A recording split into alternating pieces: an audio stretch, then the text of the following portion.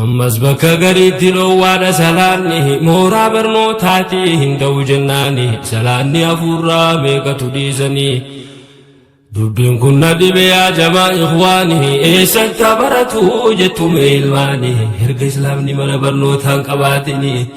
erga shari'aa eeggataan barsiisini rabbiin ilmaan isinii kenne maal jechuu teessani sababa barnootaa diiniin diigamnaani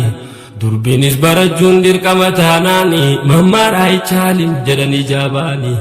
beekumsa dhabani taa'uun dubbii falaahe thumma alhamdulillah innal hamdalillah innal hamdalillah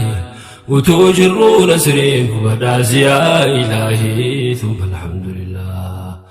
waa baruun dirqama yaa jamaa ummataa garuu muslimni eessatti ilmaan barsiifataa ergan kabajamne amantaan ummataa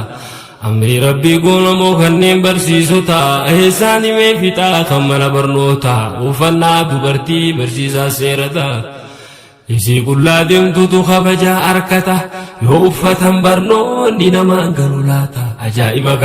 yoo uffatan barnoonni namaan galu laata duula shari'aatii kunatti fakkaata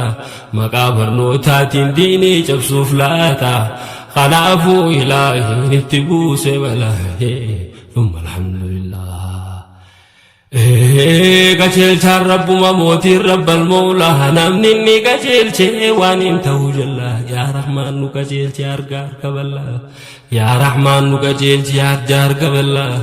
ilmaan muumintoota akkamtu hin balaan akka sodaa keetiin najaabahu jala namni si sodaatee amrii keetiin bula waan ati dhoowwite irraa garagala yaa rabbi nu tiiksi eeguun keetu caala ibliisa nurraa dhoowwi wawwaatti nuun gala daandii nabii rabbiitirraa nama sakaala rasuulatti hidhachuun irraa boriif tola rabbi rahmata keensirra qajeela yaa gooftaa waa kennuun hin hirrifne jalaa nu badhaas yaa rabbi iimaanan kaamila thumma alhamdulillah innal hamdalillah innal hamdalillah utuu jirruu nasreen badhaas yaa ilaahi thumma alhamdulillah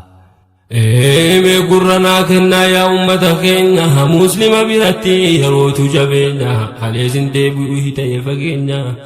yeroon dabreen dhufu qiyaamaa wal geenya kanaaf yaa bolaa koo yeroon seefii keenya ittiin murachuudhaaf baallama keenya yoo arrab muranne barburamuu keenya irraa nu gaafachuuf ta'a rabbiin keenya yoomiif lafa keenya taabbachuu caalahe thumma alhamdulillah amanuu dhumaafuu beekumsatu dursaa rabbiin barachuudha awwalli beekumsa iqraan ayaan duraa kana nuu bayaansa barnoonni khaliqii wal nama barsiisa waa barachuun amman qabu faayidaansa akkaataa makhluuqaa nama agarsiisa nama waa barate hujii isaa beeksisa barate fahamee waan gaarii mul'isa hujiin agarsiisa maaluu irraa tola thumma alhamdulillah innal hamdalillah innal hamdalillah utuu jirruu nasreen badhaasi yaa ilaahi thumma alhamdulillah barattoota ammaa meenaa dhaggeeffadha biqiltoota diinii waa xinnoodhaan madha wanti booda nu'aansi waa wallaaluudha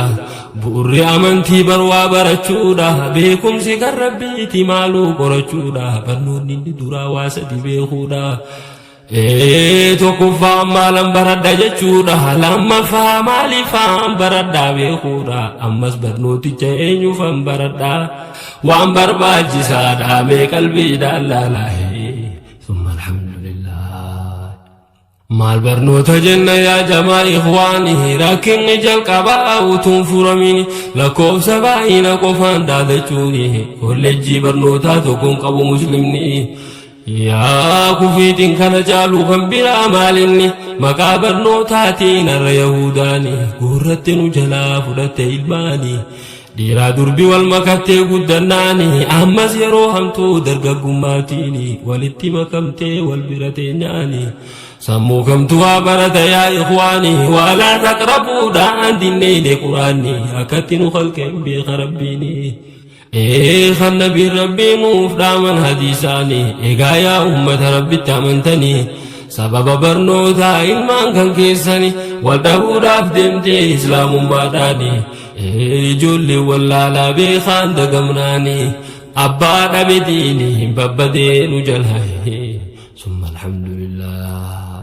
innal hamdalillah innal hamdalillah وتجروا نسرين وبداس يا إلهي ثم الحمد لله وهي يا إسلام مقاب وفتي تورجر إرقا وجي غرغر بي زبن ما خيسر أجيدو كبي نما عمري نساء درغا كيسته يوني غرا ربي قبضي ألغي فاراد أجد ما مقانت به ونو أروانتي غاري فوقوته صبري خرجور إلهي قلته يعني صدا ربي تبجي قواته